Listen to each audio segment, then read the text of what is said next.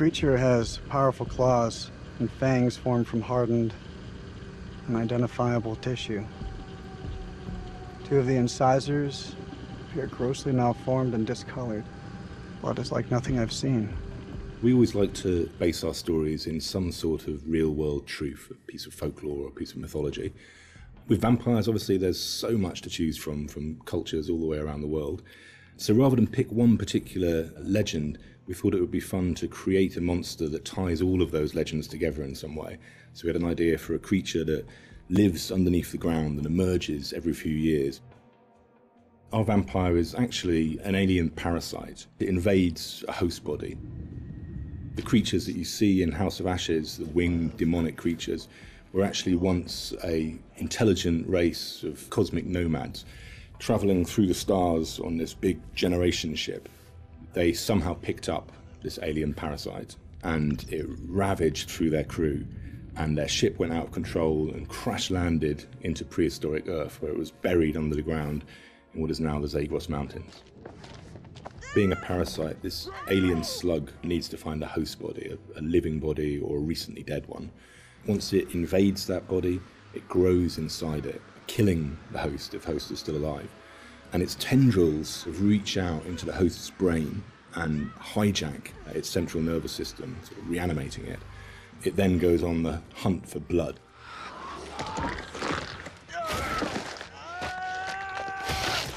It feeds on the adrenaline in blood.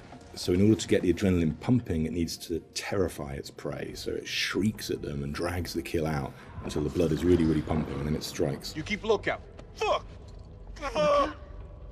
Lookout for what? We wanted to show the viewer different forms of the creature and make them think that initially it's a demon, then they think that it's a vampire, and then finally the revelation that it's an alien.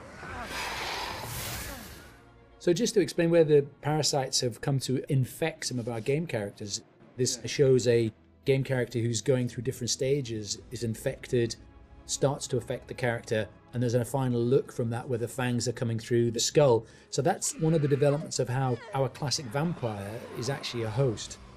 Another example of that is an Akkadian warrior who's been taken over by the parasite, and again the fangs have come through, the vines are poking through the head. This human is now being taken over, his skin is dying, the parasite is trying to grow within.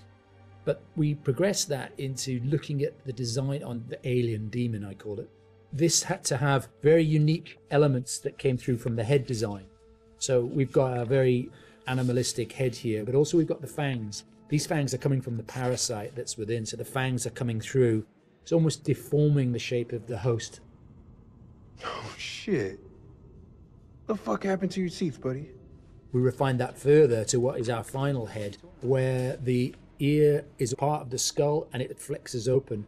A bit like a frill lizard, where the frill of the canopy comes out, our head is actually moving apart. And we've got illustrations that show that, where the head is dormant and is concealed, but then as it hears and wants to resonate, the skull expands open. And that then allows the creature to hear and pick up on anything within the environment.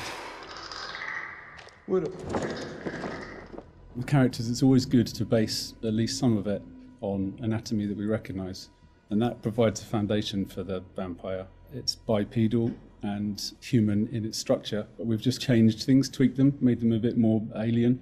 So, for example, the ribs joined together at the sternum to form a rib cage, but we've expanded it out quite a lot, and some of the ribs are fused together to make bony plates. It's just to suggest that it's had a very different evolution from a human. We tried a version with human-style legs, but in the end, we went for a dog-type leg. It just made it more creature-like and more threatening. And we added bird-like talons on the toes, just to give it some natural weapons and make it into a predator. We didn't want to focus too much on bat reference, because we were trying to steer away a bit from the classic bat-like vampire. We did go for 2 sets of bat-like wings. One of the shots in the game is of the vampire jumping down from above, backlit with its wings out in an attack pose. And when we saw that pose, we decided to add an extra set of wings attached at the hip joint. It just really helped that silhouette. The environment is very interesting because they can use not just the floor, they can fly as well. They can walk on the walls, but they've got claws. And so imagine something really interesting in a cave where you've got creatures coming towards you, from every angle. I think that visually is something impactful and very interesting to look at, and scary. One of the interesting parts is the finding of those nuances and details that really bring the character to life. How does it move? How does it behave and act? We had motion capture, and then we had the more traditional computer animation keyframing. On the motion capture side, there were a variety of different setups that we tested. We had arm extensions, and then we had various different leg stilts that our creature actor used. But what was apparent when filming this was that it really limited his movement. So in the end, we decided not to use any of that, and he just performed himself. Basically, this gave him the freedom to really express that physicality in acting and gesture. They react to sound like bats. They hear you. They hunt you. The vampires have these head plates, these bony kind of gristly structures on their heads that click and vibrate, kind of like a bat's echolocation. They're used to survey environments and to locate prey. We went through a lot of different iterations, and we tried a lot of different things. Like I think I sampled keyboards and mouse clicks, and then used a scooter fender and a wet trainer. And it made this organic, clicky, squeaky sound. And then I had a friend of mine in the States take a taser to a bunch of meat and a bunch of organic material, and it came out a lot more aggressive. It just sounded meaner.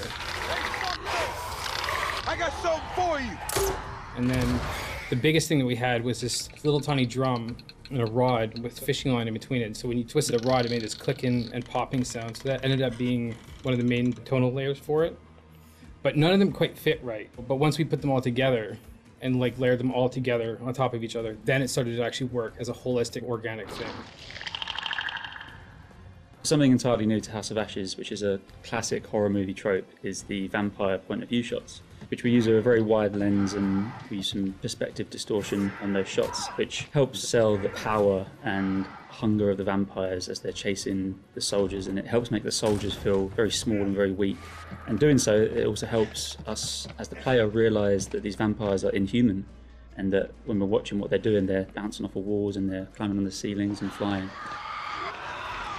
At any time in the game, the players could be running through an endless maze of tunnels, and we use very tight shots on these with a lot of handheld, a lot of tilt again, to emphasise this claustrophobicness and this tension and not being able to see what's chasing them. And it's in complete contrast then to later on in the game, where we see these grand environments that they uncover, which could be a temple, a city, or things like that, that we have these wide shots that really sit still and just let the players soak in that environment.